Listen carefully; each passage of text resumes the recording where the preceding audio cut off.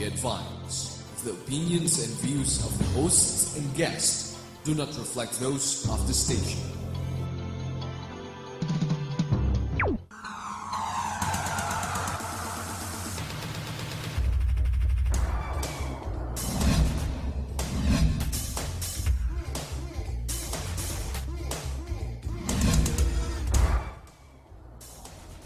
Good morning, everyone. You're watching The Business Portal, your gateway to business trends and opportunities. Welcome to Piso-Bilities, live here in GNN. I'm your host, Arman Benko from the Colaiko Foundation.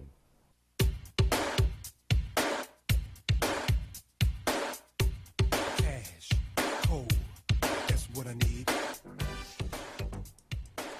This is the show that discusses your ability to earn and manage your peso and the possibilities of making that same peso work for you, your Piso-Bilities. Last week, we talked about mutual funds and a lot of interest generated there.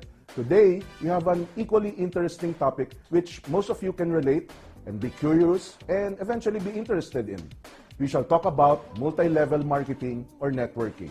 With the proliferation of direct selling companies and the use of multi-level marketing, it's either you have been approached one time or another by a networker and your possible reactions were to doubt, walk away, ignore, or some of you actually went to it and got burned or scammed, or for the few who joined a legit and stable direct selling company and made good income, if not very good income.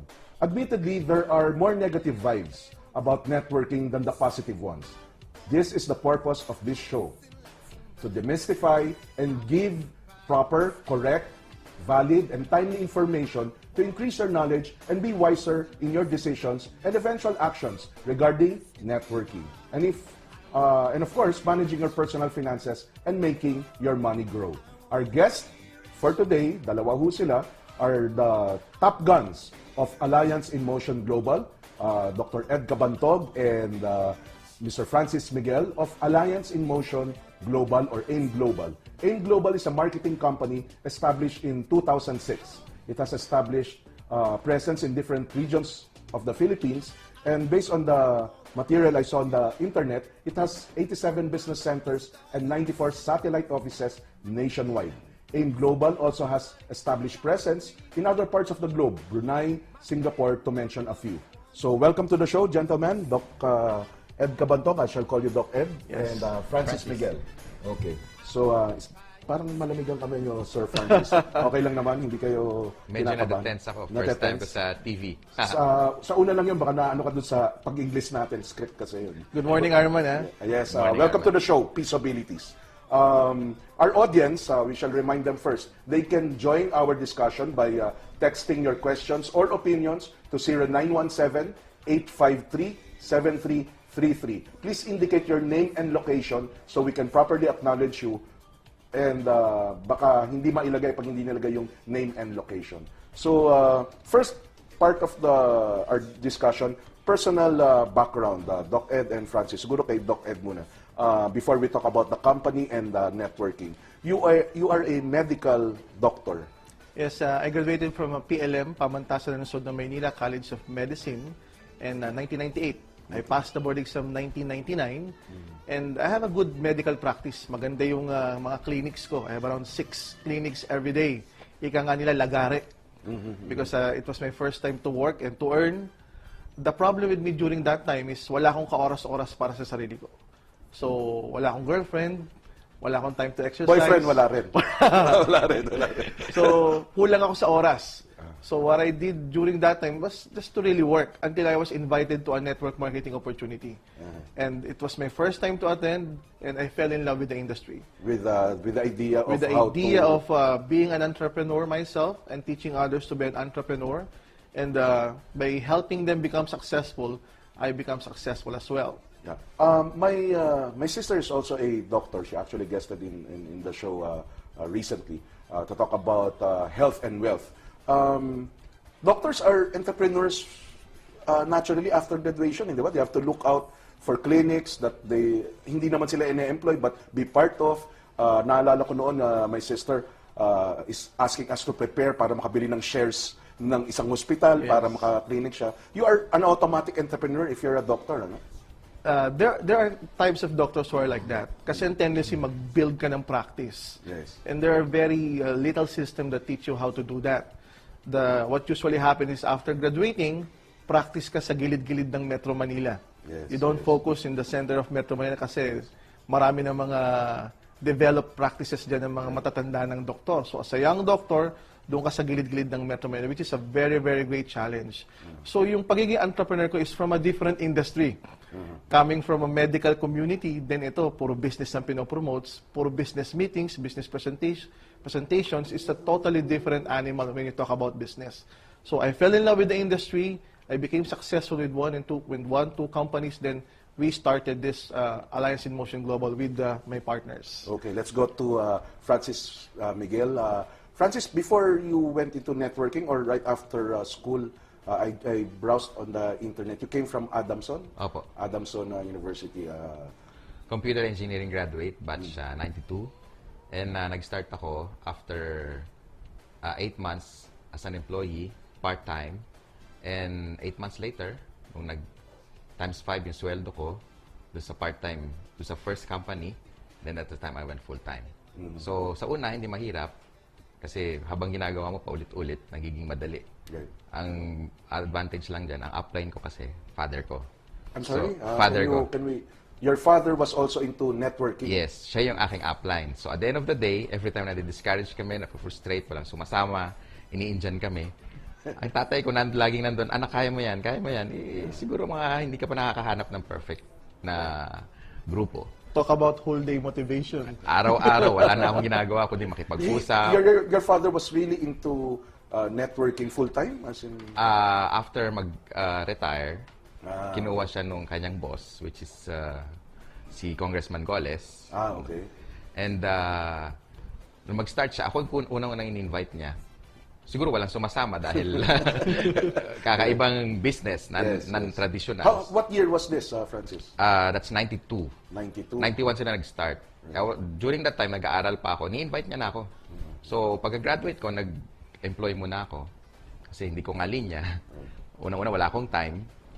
Kaya lang, habang sumasama ako sa mga presentations niya, unti-unti, na-ignite yung aking, meron palang pag-asa. Meron palang chance na pwedeng kumita mga tao. So, I give it a shot, part-time. Ayun, 8 months later, ayun, sabi ko sa boss ko, boss, let's have a meeting. Ano yun? Sabi ng boss ko, good news, you're fired. So, I went full-time and then 14 years na ako doon. Araw-araw yun ang ginagawa ko. So, hindi pala mahirap ang networking. So, let's go to the meat of the discussion. What is networking? Si Doc Ed was trying to correct me off the air before we got on the air. Hindi yan, iba ang direct marketing sa direct selling. So, what is, ano ba ang hierarchy o pagkakaiba niyang mga, pag minsan they all lump it up networking, direct selling, direct marketing. Paano ba ang hierarchy? Who wants to... The biggest umbrella organization is the Direct Selling Association. Entirely in the world, it's called the World Federation of Direct Selling Association. What does direct selling mean in simple terms? From distributor, diretso sa customer. Kasi ang usual na nangyayari, there is a producer of goods and dinadala sa isang trader, There's a dadalhin sa retail outlet, and then mag-advertise sila ng napakalaki, commercials, di ba? Billboards, TV, With May mga celebrities. middleman, may area middleman, agent. right. Tapos ma-attract ang consumer, malalaman ng consumer na merong produkto, mapupuntahan niya sa isang lugar na mall, grocery, department store, and buy the product. That's the traditional That This is the Traditional way. traditional. Okay. Pag direct selling, With direct selling, there's usually a product or a service. Okay. And this goes directly to the consumer. Ang middleman lang isa, yung distributor. Okay. Actually, yung consumer, pwede rin maging distributor themselves. the consumer can become distributors themselves. Okay. They have an option to become distributors. So, yun yung direct selling. It's a direct correlation and direct relationship ng produkto diretso kagad sa consumer. Hindi na dumadaan doon sa mga regional sales manager, Right. Agent. national Mga sales right. manager, national retailer, wholesaler, wala nang Wala nang ganun. ganon. Kaya sinasabi nila, di ba, sa gamot, ito, ano mo, Doc Ed, sa gamot, ang production cost daw 10% or less. So, ibig sabihin, yung gamot na binibili natin piso, G's lang talaga pag pinoproduce. Sa dami ng dadaanan, nagiging piso na. At dami ng dadaanan at gagastosan nila para madala yung produkto. So, ano naman yung networking na tinatawag? Yung direct selling, as we mentioned, yung product na pupunta kagad sa consumer. Now, yung usual na ginagastos ng traditional marketing sa mga middlemen, sa mga advertisement, yung porsyento doon, ginagawa ng marketing plan or compensation plan in which kapag ka gumawa ka ng grupo na magpe-patronize ng product, iinom ng product, magpo-promote ng product, ikaw yung i-compensate nila with that marketing plan. Instead na kumuha ng celebrity, ikaw ang endorser ng produkto, ikaw ang endorser ng negosyo. Kung gumawa ka ng malaking groups na nagpe-patronize ng product, para ka ring artista na kumikita na may residual income. Is it a business? Pag sinabing nagne-networking ako, nagne-negosyo ako? Well, at the end of the day, it's a business. Natututo kang maging entrepreneur. Bakit tinawag na network? Because kanya-kanya tayo ng network? Yes, kasi all of us has networks of friends, circle of trust. So usually kapag may maganda kang product, o wag na muna tayo pumunta sa product, pag may maganda kang experience, pag may magandang experience, maybe a movie or a spa, kapag na-experience mo yan, usually ang una mong tinatawagan, mga kaibigan mo. Yes. So, Family, friends. family, friends. May napanood akong movie, panoorin mo sa mga network of friends mo. You usually refer products and services, but you don't get paid for it. Nagkukwento ka ng magagandang produkto, serbisyo, minamarket mo, pero hindi ka naman nababayaran. Yes. The thing with network marketing, ikwento mo yung product, ikwento mo yung business. When they buy the product, when they join the business, you earn. And every time they refer the product and refer the business, kahit natutulog ka, Arman, pwedeng kumita.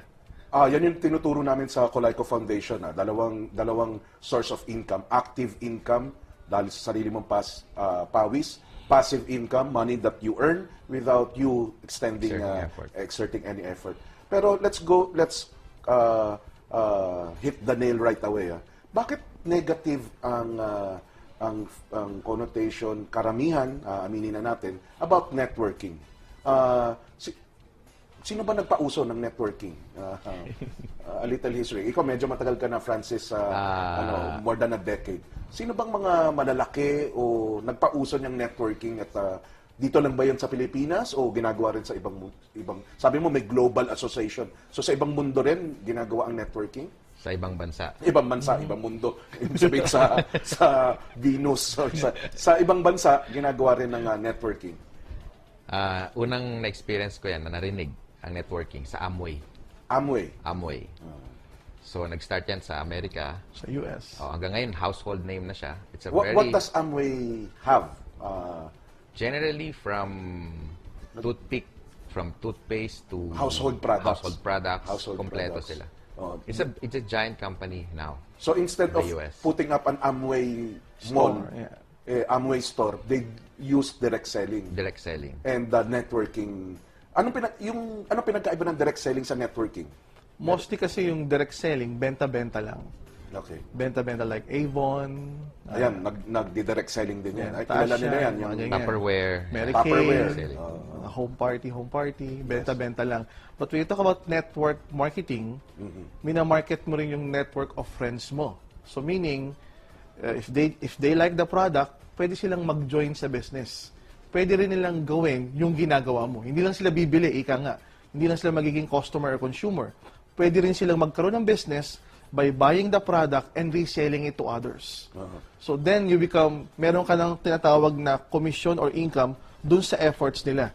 Yun na yung leverage factor. Na kapag yung network na ang gumagalaw, of your friends, sila na yung gumagalaw, nag-enjoy sila, they like the product, they like the service, kumikita sila, you in return, as an upline or the one who sponsored your group, your friends, kumikita ka pa rin. Siguro, okay. Arman, Francis can best explain yung sa leverage because we all have 24 hours a day. Yes. Ano nga yung formula natin for leverage?